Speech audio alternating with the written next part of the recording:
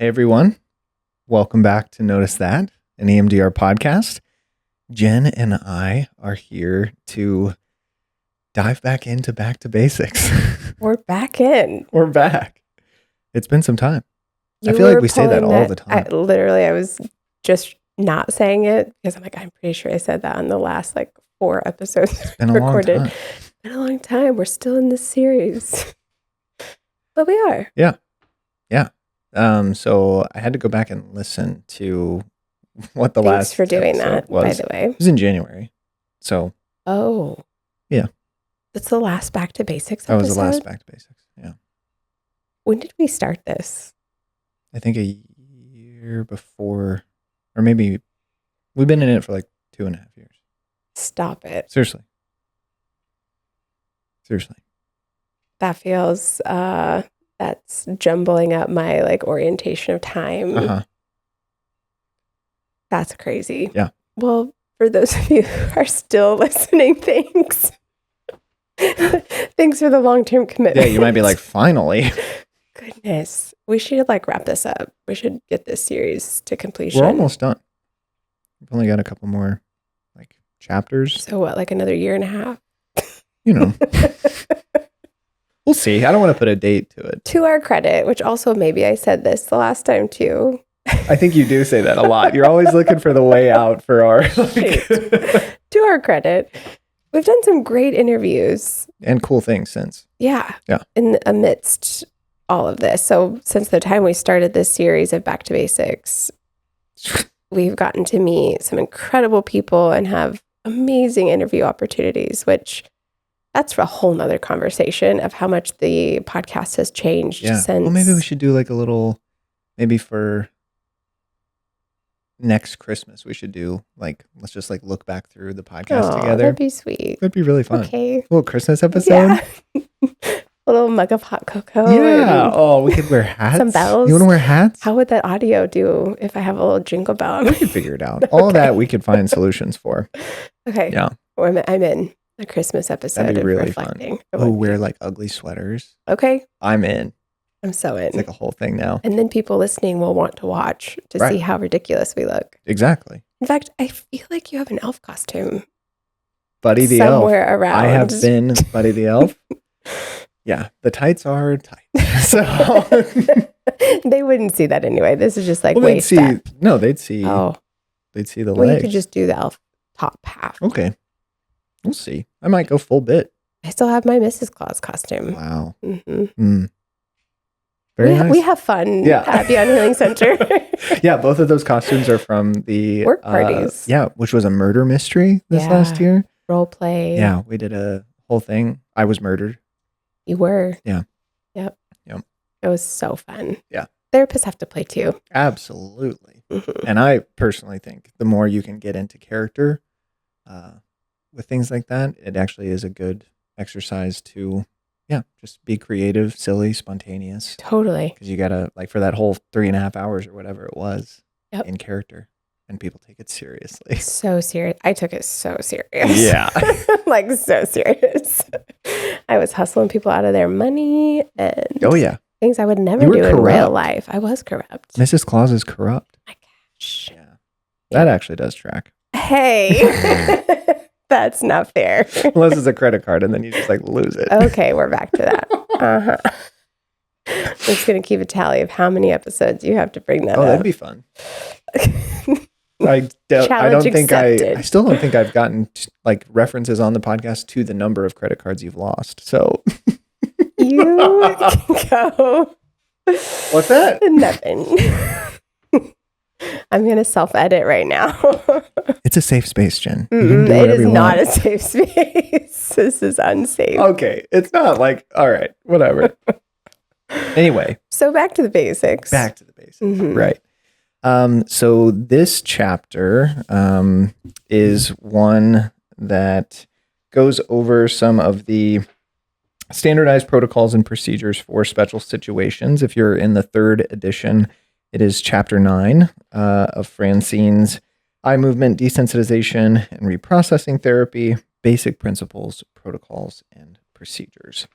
Jen and I were talking about this chapter kind of before we started recording and trying to imagine what would be, I think, a good use of this time. Mhm. So we want to go through sort of our approach to answering questions for what are modifications and what are then differences made from the standard protocol. So we've been talking about the standard protocol phases 1 through 8 and the way AIP is woven through to structure treatment plans, to create different therapeutic goals, and to start processing targets.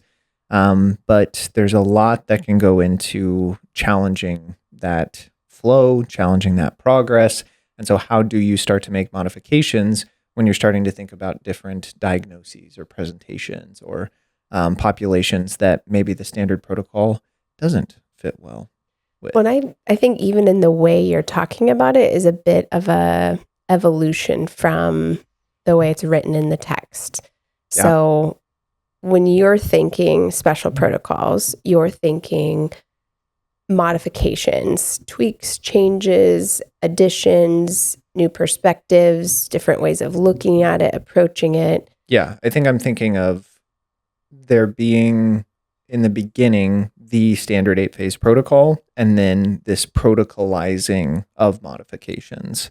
So when I think of what the current landscape is, it is very much now we're in this what I would say is over protocolized Right. EMDR environment. Which I think is what the book shows. It's like, oh, if you have a phobia, Right. you need to find a new protocol. Yeah. If you're A current dealing anxiety. with, yes, you find a different protocol. Complicated grief, a different protocol. Yeah.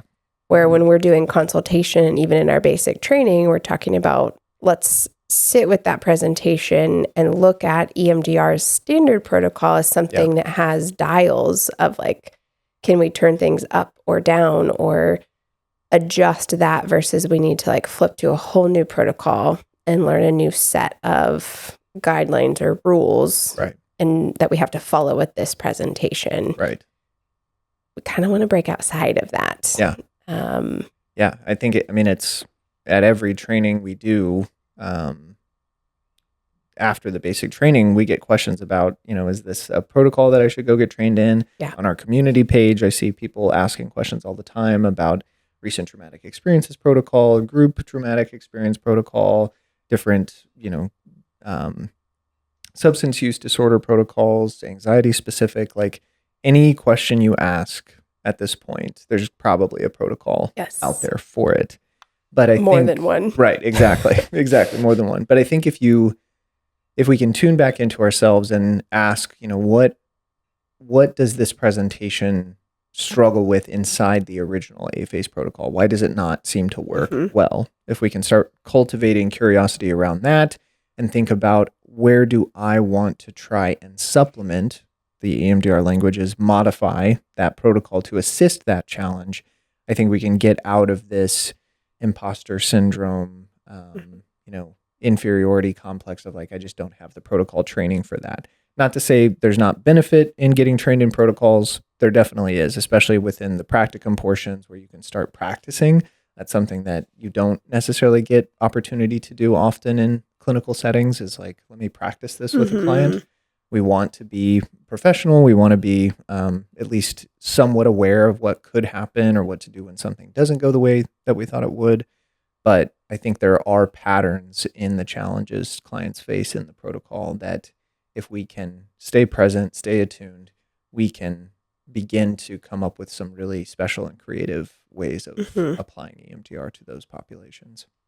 One thing I tell my consultees often is these protocols are a great way, special protocols or like special trainings are a great way to borrow from the wisdom of another clinician who's maybe has more experience in working with that population. And thinking about it in a particular way for a long time. Researching it, like getting creative. It's a great way to like grow from their experience, but it's not to discredit your own experience and wisdom and knowledge. Now, if I have, let's say, a veteran come into my office and I don't have a lot of experience working with military population, I don't have a lot of personal lived experience in the military realm. It might be beneficial to go pick up a book of a special protocol and working with active duty or a veteran or, like specific to that and say, what has someone learned before me? And could they kind of like map out something for me that I can then try and grow from? Sure. But also if someone walks in with sexual abuse, childhood sexual abuse, I have a lot of my own lived experience and wisdom that a new protocol could help, but also it's not to discredit, like, what do I see my clients need? Yeah. And to give ourselves that liberty of like creative freedom to explore and try and to consider what needs to be changed about the standard approach that would be more honoring to the individual that I'm working with. Yeah. One of the things I hear you talk about a lot with consultees or in different workshops is the things that modifications or different protocols are doing, sort of like a common themes of them. I wonder if that would be where we want to go right now. Yeah, if you look at, I don't want to say all, but most special protocols, there's some common themes amongst them that keep them kind of in alignment with standard protocol, which means that even the ones that may feel like working with phobias, it's like, that's a whole different thing. If you really dissect it, it's like, oh, it's kind of just standard protocol worked in another way. Like there's so much similarity. Now there's some different ones out there that like, I feel like EMDR 2.0 has brought in something very new or emphasized something new. So there are some out there that, have new aspects to them, but for a lot of them, it's a reworking of standard in some way. And some of those common themes are the three-pronged protocol aspect, so past, present, future. You're going to see an acknowledgement and an emphasis on addressing all three realms, past, present, and future in some order. That might be the part that's modified. Right. Maybe in that new protocol, we're addressing present and then going into past, or we're working on future and then present and then past, like the reverse protocol. Yeah. Or not necessarily like with restricted processing or something like that. You're going into a more immediate experience and not going into the far past of where this might have began. You're, again, kind of manipulating the time spent in going into one or multiple of the three prongs. And in those special protocols, there's usually an acknowledgement of like, if it is the intention to focus on the present, then at what point do we come back into the past? Yeah. Because the framework of EMDR is built upon the past influences the present, which influences how we predict the future. Fundamental premise. So that's a common theme that you'll see amongst all of them, but also a factor you might see manipulated in some way. Another is looking at the origin of the patterns, like what's the originating experiences, what are the kind of the climatic experiences, the most intense moments, and then what are the perpetuating experiences, what has contributed to this pattern continuing throughout a span of time. And that's another factor that might be manipulated of like, where do we begin? Standard would say you start with the first, you go to the worst, and then you look at the ancillary or perpetuating experiences. Other protocols are going to change that. They're going to say, we're going to start with the ancillary. We're going to start with something small, and we're going to work our way up in a progressive approach. So that's another like common factor that's going to be looked at as an option to manipulate. And to look at just with that element, a way of talking about why do so many of these protocols manipulate the emphasis of the three prongs. I think one element is client preparedness and their ability to tolerate dysregulation. When you have a more standard protocol that its scope is the origin of the distress itself, you're opening, I talk about like camera lenses, like you're opening the aperture so wide that you're going to catch small details, but if there's big, scary things back there, you're going to experience that flooding reverberation, even in your attempt to focus on something that is small. Yeah. So there needs to be some infrastructure built in helping the client become able to even close the aperture. Like, I want to create blinders with container, or I want to be able to regulate if that flood starts to come in, we're going to build in procedure to start to kind of wall out that distress and give us the ability to focus on something more immediate or whatever we want to focus on. So there's client distress. And then I think in that also, there's just the complexity of traumatic experience where it's like, there's so many. How do we pick one? And so manipulating the emphasis of the three prongs can help you start to sort that out. But it's, again, just a thing to try. It's not to say, this is going to work every single time. Yeah. And one other factor related to special protocols is I think there's a commonality of looking at what about this presentation or population or disorder serves as a block to be able to do standard reprocessing. Right. And so the shift is less on what's just the standard approach and finding that history, but how is this presentation maybe blocking our ability to access what is thought in AIP to be their natural capacity to reprocess information. Right. And so then we shift towards looking at that block, and that identifies targets and necessary resources related to addressing that block. For example, complicated grief. How do we open the nervous system up to have a natural human experience of grief? We look at what's blocking it. What are the specific circumstances in that aren't allowing us to grieve?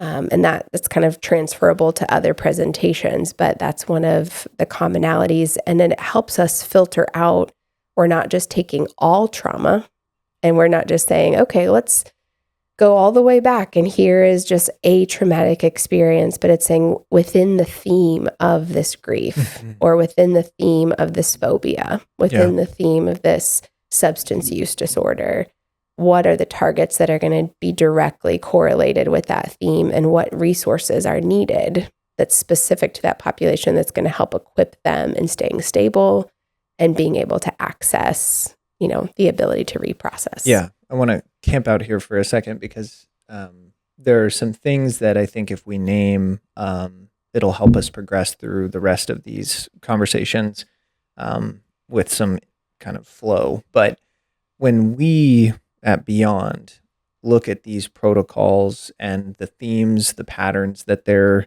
consistently reflecting, we bring in our conceptualization approach. That is fundamental for how we teach people how to start working with different populations, different presentations, different diagnoses, etc. And it's also a part of how we develop theory, how we develop our own approaches, like enactment-focused EMDR. That's very much from, as we see patterns in conceptualization, we see that a lot of these challenges that clients seem to face sort of undermine the single-person psychotherapy idea of the problems are in the client's meaning-making of what happened to them. That I think on the face of it sounds obvious. It's like, well, yeah, it's in how they're storing the information. But one of the things you just brought up with the complicated grief element is that there are reasons that the distress persists. The body, this is kind of back to AIP 101, but the body is built to heal. The body is built to reprocess and reorganize itself. And so when it's not, that to me is a signal for us to get curious about what environmental, attachment, relational factors are actually inhibiting the body's natural process to heal. Yeah. And so when we think about different modifications, that's a central piece. For me, with complicated grief, there's something I call the coin and the totem that I work with clinicians to help kind of their conceptualization, but then also structure their approach with clients. And if you visualize a coin, there's the two sides of it, and there's also the band around it. There's the edge. And I talk about one face is the event, the loss event, what happened. The back side or the tail of the coin is what didn't happen. What was there that was ruptured, that was broken apart. Maybe you feel like you wish you could have been there and you weren't. It's not it's not just that I lost this person and so I'm grieving. It's, there's also some moral guilt or some feeling that I should have done something or something should have changed. And then the band around the coin I talk about as what will never happen as a result of the face and the tail. And when inside the context of EMDR, each of those three kind of perspectives can have timelines, can have target sequence lists, but you're also building in infrastructure for the client to start to understand, why does this hurt so bad? And maybe there's insight into where the compensatory strategies came from after the grief event itself, why I started drinking, or why I got so angry, or why my relationships fell apart. It's not just because I lost somebody. It's because of the guilt I'm feeling, or whatever didn't happen that I feel should have, and also what will never happen as a result of that, where now I have an entire life that this person that I thought was going to be there isn't. And that can sometimes feel terrible, and just like I want them at these things, or it can feel elating. Like I no longer have to live in the suffering that this person brought to my life, but also that's a weird now shift. Like, why, how do I reconcile all of the anxiety and pain that I've held, and now they're gone, and I don't know what to make of that. So the coin to me is a great example of just how we can change our perspective on the three prongs. We can create target sequence lists out of various elements of a single event. But yeah, it just helps to restructure things a bit. Yeah. And this is to not get too lost in the conceptual nature of like grief, but it's in every trauma. Yeah. And so just to even like name for the listener, like that coin analogy is a beautiful layer to add to like any target sequence you're working on, any special population or disorder or presentation of, if we were to pause and look at it, not just there's a traumatic event and we need to desensitize that, as well as, other associated memories, which is more standard approach, but let's take a different look at it and see what wounds might actually be existing there that are making the standard not flow so smoothly. Yeah. There's too much hidden in the shadows. Yeah. And I think there's a lot of different tools we can use to say, like, what else could we illuminate? And that's part of what these special protocols are. Yeah. But also we can come back into phase one of case conceptualization and look through those different lenses to say, we might actually be able to make sense of how to support this client and not have to go learn a new protocol or take a new training or buy a new book. I think the shift is so important that you just made of, I think if you view phase one as history taking, as it's originally stated, I think there is the need for protocolization. But if you view it as case conceptualization, that you're not just taking history, you're also helping the client understand how their mind has emerged in the body that they have through the history they have. And you as an attuned other are starting to hold that with them. Yeah. I think there's the protocolization, I think, emerges naturally. What did happen, what didn't happen, and what will never happen. Yeah. Feels like a important. And the totem is, what is the coin actually covering up? For many people that I work with around grief, there's this sort of bottom dropping out experience that happens where they start to realize, or we start to realize together, that I've been introjecting unprocessed trauma, grief, fear, etc., into this loss event itself. That there's actually something below it that I don't want to look at. So it's just easier to look at the loss. As paradoxical as that sounds, like, how could it be easier to just grieve openly, for years on end? Well, the totem aspect is asking, in what ways did this event confirm or shatter the worldview that you had? And could that be why it feels so big, even years after the fact? I've even interestingly seen the reverse of that, where people identify trauma to disguise the grief. Right. But I think, again, that comes back to this past, present, and future. Like, what is in the present that we're fixated on, attempting to control, attempting to prevent, like, getting stuck in? And are we making sure we're zooming out enough to look at what is not able to be tolerated to look at from the past that's actually just showing up in this pattern here? Yeah. So yeah, that's grief. Yeah, pretty cool. That's pretty simple. It is Okay. only a page and a half or whatever. in the Right, book, so, right. Yeah. yeah. No, but I think that covers more of Yeah. them. So the commonalities among special protocols, Mhm.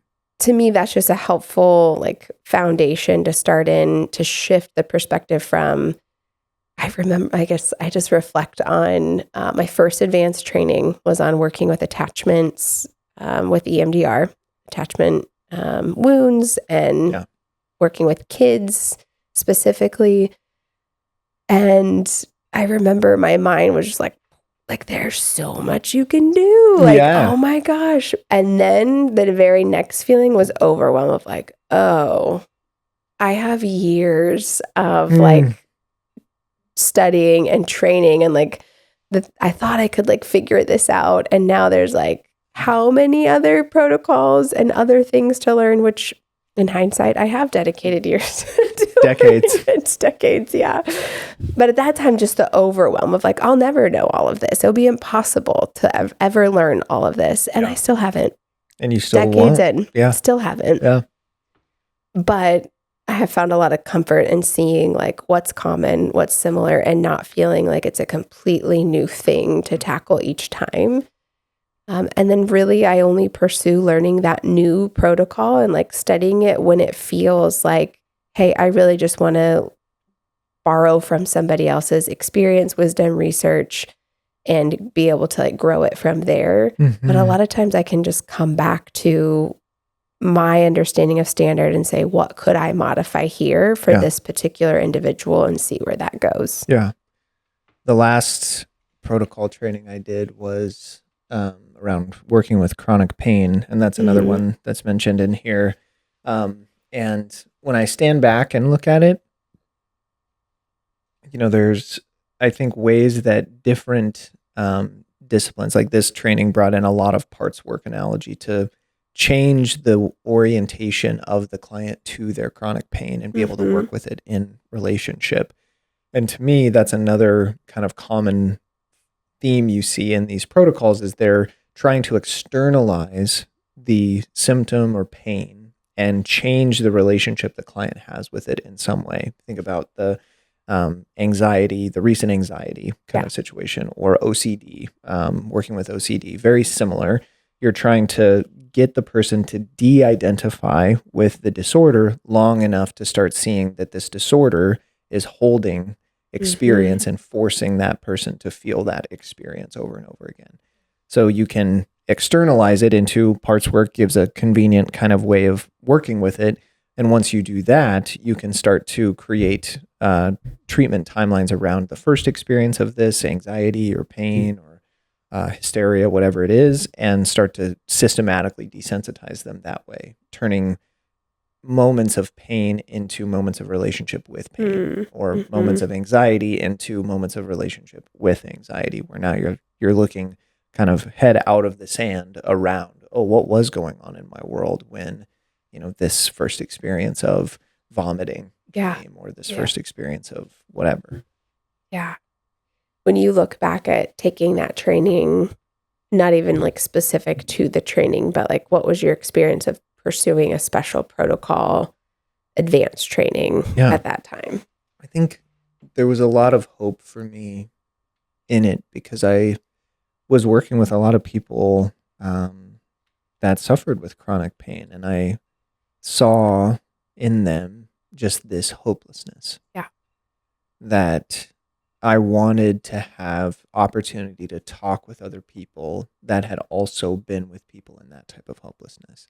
Not just this thing that happened to me is still distressing, but my body betrays me every day. And I think I was just really helpful for the community aspect of it. And the trainer themselves, having developed this protocol and spent a lot of time working with people, I was interested to hear what they kind of had to say about that.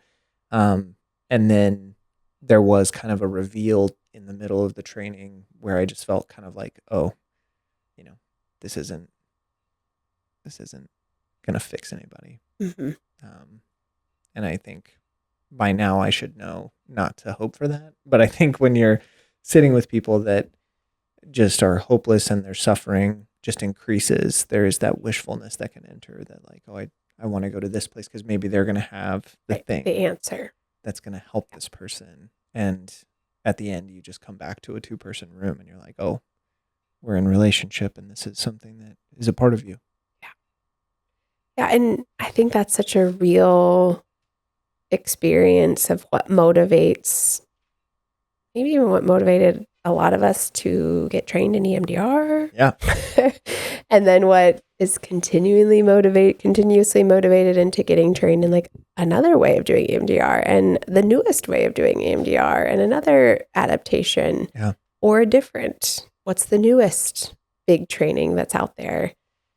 Is that hope that we'll find an answer that could offer us a sense of competency or our clients a sense of relief. Yeah. And there's so much energy in that. That is not to say that there's not value in the trainings, but if that's what we're looking for in them, I think we're going to keep feeling disappointed or that hope eventually starts to subside because it's never a magical fix. Yeah. And I think looking back at that training, there was a lot of facilitation and guidance around, stick to the script, stick to the protocol, because when this is very behaviorist, but when you experience that sense in the room with a client that like, I don't know what to do, or, this pain is different than I thought it was going to be, or whatever, I think what protocols do offer is this external third party kind of trust in, well, I'm just going to work the procedure. I'm just going to work the protocol. Go back to this step, try this, reboot, like it's just throwing ideas at you that I think to the person or the clinician in that flailing sense can feel really grounding. But I think for us, we approach that moment very differently. I think that's the thing to tune into actually, not to run away from. Yeah. But that's when the relationship is needed more than ever. Right. But that's just us, We're just kind of being biased to that. Yeah. That's just us being We're weird. woo-woo. Yeah, exactly. Softies. Yeah. Okay, so the chapter goes through several different presentations, and it gives some step-by-step, like, hey, with this, think about these things. And that's helpful. There's some books out there, like the EMDR Toolkit. Yeah. There's like chapters full of protocols. Yeah. So I think those are good resources. And then there's like all kinds of trainings. Right. But give yourself a moment of pause to say, what am I looking for in this? Yeah. Like what's motivating this? Yeah. And do I have access to that anywhere? Maybe what do I hope this will change? Those feel like meaningful reflections. Yeah. The second part of the chapter took me for a little bit of a tailspin. I'm like, where are we going? But looks at self-administered bilateral, RDI. It kind of starts leaning into butterfly hug. Like I think a little bit more of the resource side of it. Yeah. Which are still in the realm of like special protocols of like and ways. Procedures. I think it leans into that pretty heavy this chapter. Ways that we're modifying what's going to happen in a standard like EMDR session. Right. And so that all of this feels like it applies to that side of it as well. Yeah. But looking at just as creative as we're willing to get with special protocols, opening that up, if not even more. Yeah. Expanding it of like how creative we could get in the resource development realm and what we can be inviting our clients into in terms of like experiencing and developing adaptive memories, adaptive experiences and resources. Yeah. And then it kind of walks you through a process of how do you perform RDI on a adaptive experience. Right. I was just thinking about another kind of common theme, dual attention. Different protocols will kind of lean on different ways of, helping the client have one foot in the present and one foot in the past. Things like flash or 4 blinks. Some of the desensitization focused approaches are trying to lean on present stimuli or present, volitional choices that the client can make to change just how sucked in to that memory they feel. So sorry, I was kind of thinking as you were talking. Yeah, I think that's a whole realm of we end up talking quite a bit about in the basic training, but a whole realm of like the spectrum or the continuum of processing. Yeah.